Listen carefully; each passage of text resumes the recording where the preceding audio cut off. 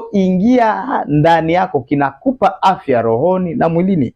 Kinachoingia ndani ya akili yako kina uwezo wa kukujenga au kina uwezo wa kukubomoa kuliko kile ambacho kiko nje. Adui wa ndani ni hatari kuliko adui aliye nje.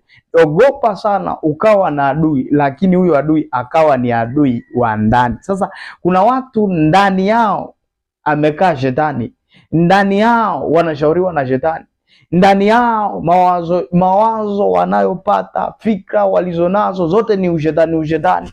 Kuna mtu akikwambia namna anavyo plani, ana plani ni ushetani.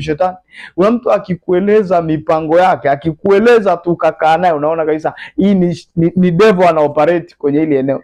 Hili ni adui amekaa kwenye hili eneo. Kuna ndoa moja ya mpendwa mmoja, nilisikitika sana kwa sababu ni ya watu wangu wa karibu na ni ya watu ambao nilikuwa nawafahamu mno na ni watu ambao niliona tokea wana